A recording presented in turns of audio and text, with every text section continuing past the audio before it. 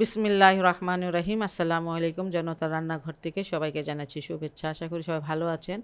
আজকে যে রেসিপিটি করব সেটা ঠান্ডা ভাত দিয়ে একটা অসাধারণ একটা মজার রেসিপি করব। এখানে আমি কিছুটা তেল দিয়ে দিয়েছি সেই জন্য, আর দিয়ে দিচ্ছি এখানে 2 কোষ রসুন কুচি আছে।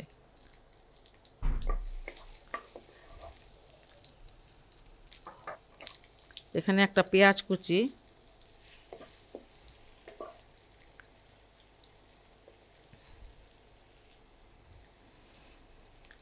এক চুটকি হলুদ দিয়ে দিলাম। তেমন কোনো আর মশলা দিব না আমি এটাতে।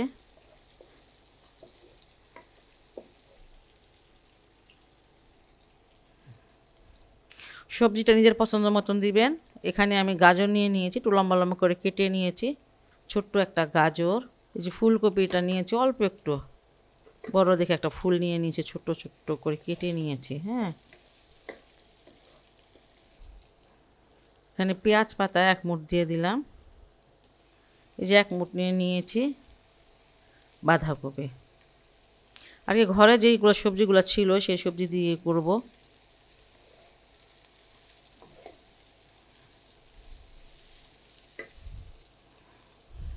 কিছুটা ক্যাপসিকাম আছে সবুজ কালারের, সেটা দিয়ে দিলাম। আর এখানে আমি 2টা দিয়ে দিব কাঁচামরিচ, একটু লাল একটু সবুজ। এই যে এইভাবে একটু কেটে নিয়েছি, একটু লম্বা লম্বা করে যে এইভাবে কেটেছি। ঝাল বেশ, মরিচগুলো বেশি দিব না তাই।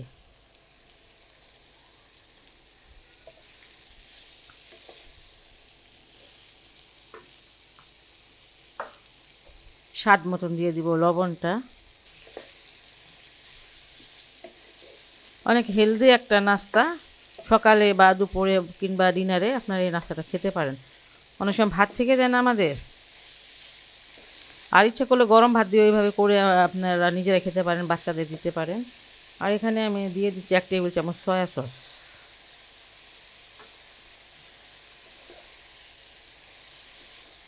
সবজিগুলো বেশিটা সিদ্ধ করবেন না, ক্রাঞ্চি যেন থাকে।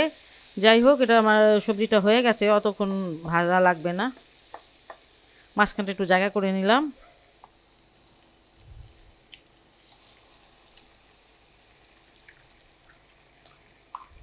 এখানে আমি দিয়ে দিলাম 2টা ডিম।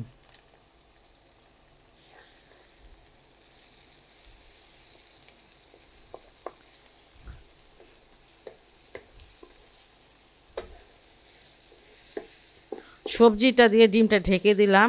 এটাকে আমি এক সাইড, আচ্ছা ওই সাইডে করে নেই। চুলার আঁচটা একদম লোতে আছে। আর এখানে আমি ভাত নিয়ে নিয়েছি, 2 জনের বলেছি না, সেই ভাতটা নিয়ে নিয়েছি।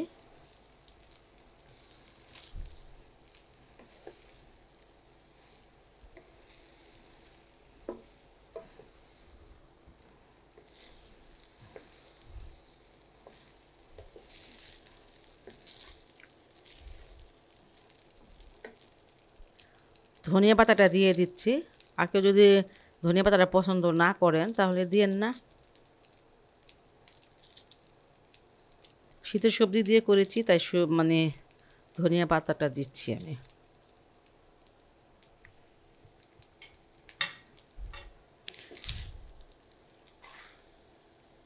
ভাতটা দিয়ে 5-6 মিনিট নাড়াচাড়া করে তারপর নামিয়ে ফেলতে হবে।